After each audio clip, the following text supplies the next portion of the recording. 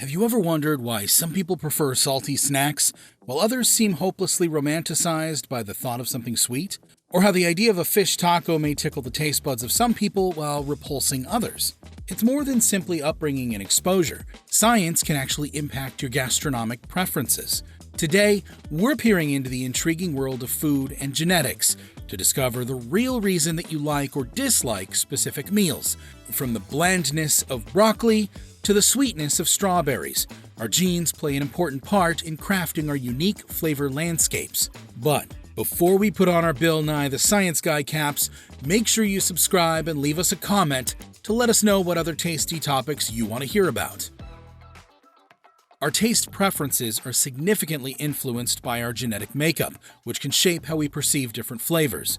If it's been a while since your last high school biology class, a typical person can differentiate 5 different flavor profiles: sweet, salt, sour, bitter, and umami, which is described as a savory, meaty type of flavor. Beyond these basic flavor categories, your genes can actually influence your perception of certain tastes as well, making some food taste worse to you than it does to other people.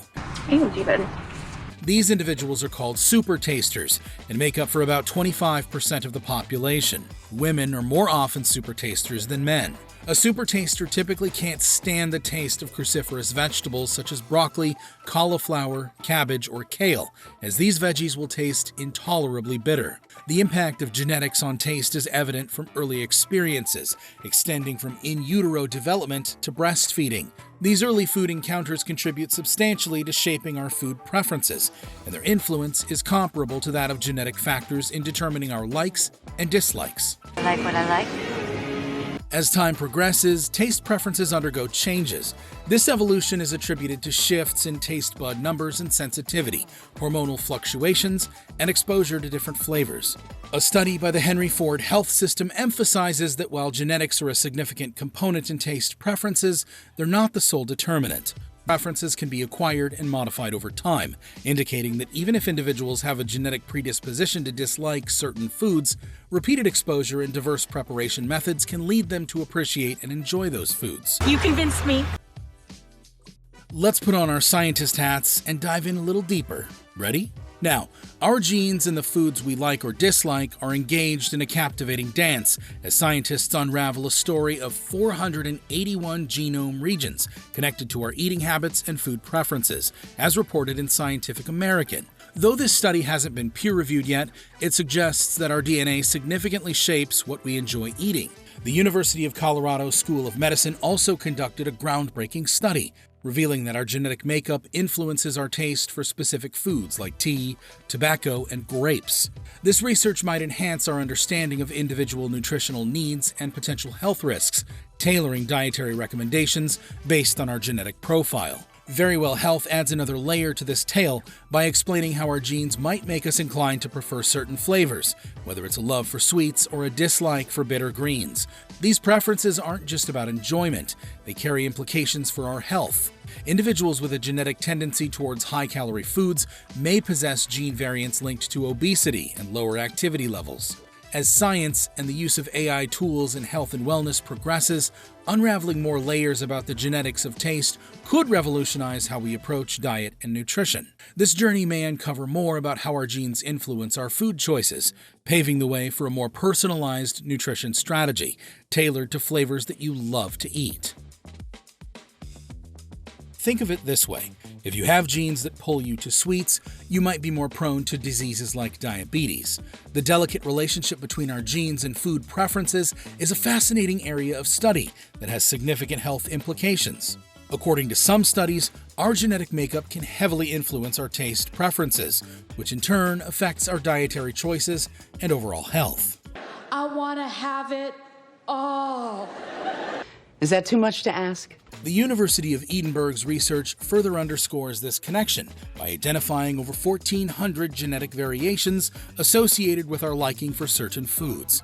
These findings suggest that our predilection for specific flavors or types of food, be it a penchant for spicy dishes or an aversion to bitter vegetables, is not merely a matter of personal choice or cultural influence, but is also written in our DNA. The brain plays a crucial role in this interplay between genetics and food preferences, and certain brain-related factors may influence our desire for high-calorie foods, which can be particularly challenging for individuals trying to make healthy dietary choices. I don't understand why it's not working. Understanding that our taste preferences are not entirely under our control can help us develop a more compassionate and informed approach to eating and health. Transitioning from the broader discussion to genetics and taste preference, let's delve into a specific example that highlights the intricate connection between our genes and our ability to perceive flavors.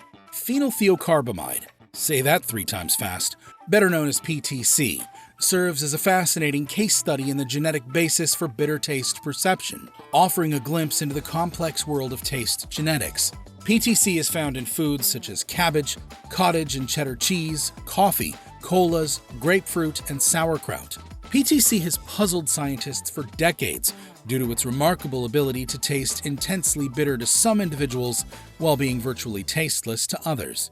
Unraveling this mystery led researchers to the TAS2R38 gene, a key player in our taste perception journey. Don't worry, there's no test after this video. The University of Utah's genetics resource sheds light on this, explaining that the TAS2R38 gene exists in 2 common alleles, a tasting allele and a non-tasting allele. These alleles code for receptor proteins with subtly different shapes, influencing the receptor's ability to bind to PTC and other bitter substances. To summarize, individuals with the tasting allele may find PTC intensely bitter, somewhat bitter, or completely tasteless, depending on their genetic makeup. This variability in taste perception underlines the genetic diversity that shapes human taste. But the intricate dance between our genes and taste preferences is not arbitrary. It has evolutionary significance. The ability to taste bitterness, often associated with toxins, likely evolved as a protective mechanism for early humans, steering them away from potentially harmful plants. Zooming out from PTC to the broader genetic landscape of taste, we realize that understanding these genetic underpinnings offers profound insights into our dietary habits. Our genes contribute to individual differences in taste perception, creating a spectrum of preferences. Acknowledging this complexity helps us appreciate the multifaceted nature of our food choices and their implications for our overall well-being. As we uncover more about these genetic intricacies, we move closer to a nuanced understanding of the fascinating interplay between our genes and the foods we savor or disdain. To sum it up, there's a huge possibility that you were born with a craving for your favorite foods before you even tasted them. Pretty amazing, right? That's all the science for today, folks. Don't forget to subscribe and let us know what you want to hear about next in the comments.